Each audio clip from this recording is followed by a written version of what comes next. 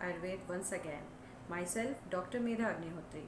कैसे हैं आप सब? आई होप आप सब बहुत अच्छे से होंगे एंड आई विश कि आप हमेशा ही अच्छे बने रहें। लेकिन अच्छे होने के बाद भी हम सब की लाइफ में कुछ ना कुछ स्ट्रेस हमेशा ही बना रहता है। फैमिली का स्ट्रेस हो, चाहे बच्चों का स्ट्रेस हो, चाहे ऑफिस का हो, चाहे करियर को लेके हो, कुछ ना कुछ स्ट्रेस हमेशा ही सबकी लाइफ में रहता है।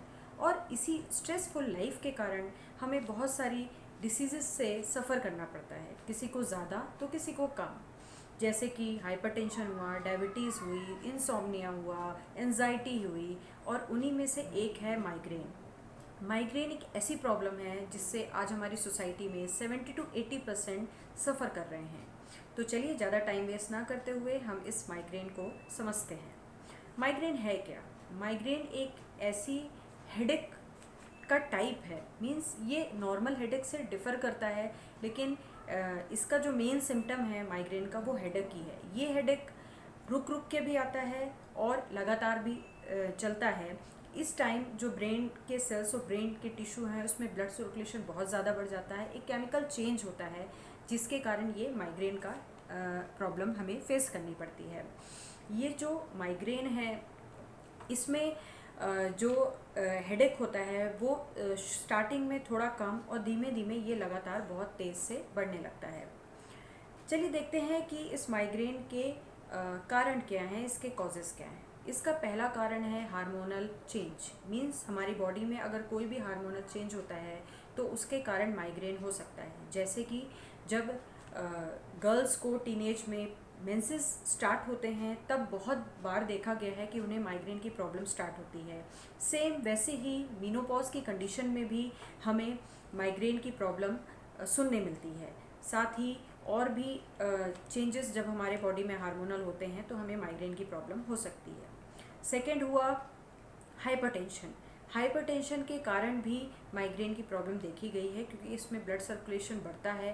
सेम वैसी ब्रेन का ब्लड सर्कुलेशन बढ़ता है और माइग्रेन की प्रॉब्लम हो सकती है। इंसोम्निया मींस नींद अगर हमारी पूरी ना हो तो हमें भी माइग्रेन की प्रॉब्लम हो सकती है।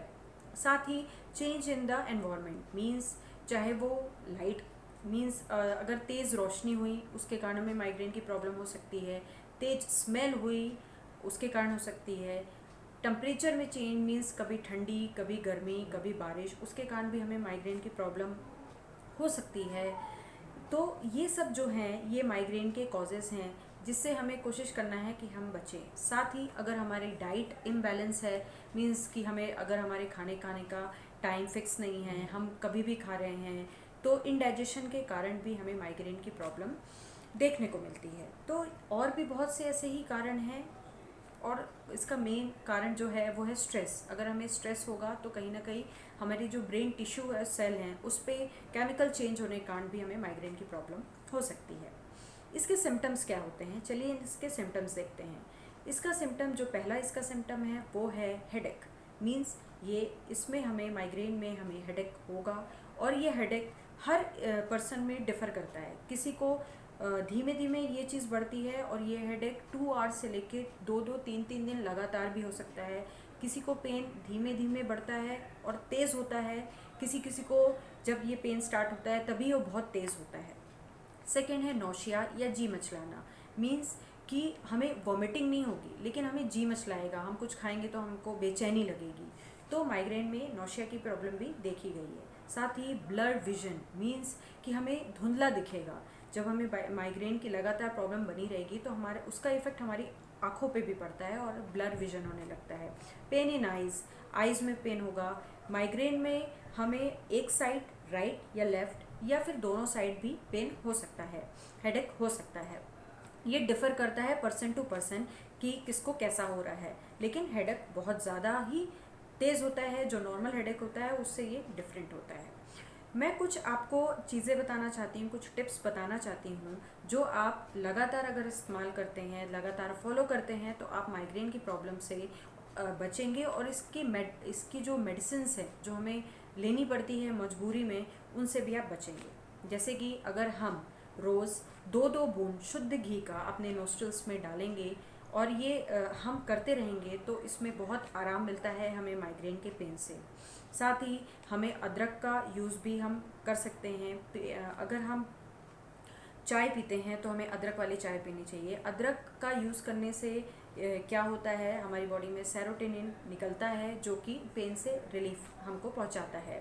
साथ ही हम तिल के तेल में तिल के तेल को हल्का सा गर्म करके उसमें दालचीनी और इलायची का पाउडर मिला के हल्के हाथ, जब हमें पेन स्टार्ट हो तब हल्के हाथ से हमें अपने फोरहेड में मालिश करने से भी हमें आराम मिलता है। साथ ही हमें कोशिश करनी है कि हमें तेज़ धूप, तेज़ लाइट से, कोई तेज़ स्मेल जो पेंजेंट स्मेल है जिसके कारण हमें हेडेक शुरू होता है, उससे हमें बचें। हमें अपने खाने पीने पे ध्यान देना है, हमें मेडिटेशन करना है, हमें योगा करना है, और हम अपनी कोशिश हमें ये करना है कि हमें अपनी रूटीन को इस तरह करें कि हमें स्ट्रेस की प्रॉब्लम ना हो। स्ट्रेस रहता है, सबकी लाइफ में रहता है, लेकिन कोशिश यही करना है कि हमें वो सब करना है जिसके कारण हमें स्ट्रेस ना हो। साथ ही अगर बहुत ज़्यादा पेन आपको स्टार्ट हो गया है तो आप लेट के थोड़े से सर को झुका के आप सरसों के तेल की भी 2-2 बूंद अपने नोस्ट्रल्स में डाल सकते हैं, उससे भी आपको पेन से आराम मिलेगा।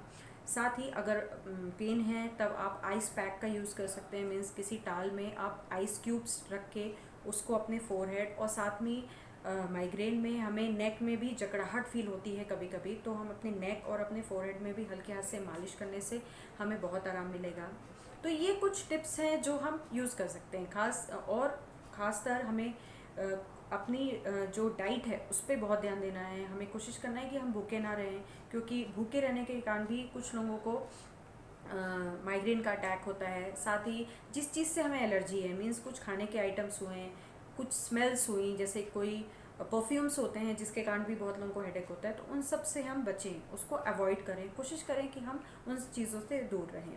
तो ये सब जो चीज़ें हैं जो आप अपने रूटीन में अगर फॉलो करते हैं तो हम माइग्रेन से धीमे धीमे छुटकारा पा सकते हैं। क्योंकि अगर लगातार अगर हम पेन किलर का यूज़ करेंगे तो हमारी बॉडी पे उसका बहुत हार्मफुल इफेक्ट पड़ता है, हमारी किडनी पे उसका हार्मफुल इफेक्ट पड़ता है, हमारी लीवर पे उसका हार्मफुल इफेक्ट पड़ता है।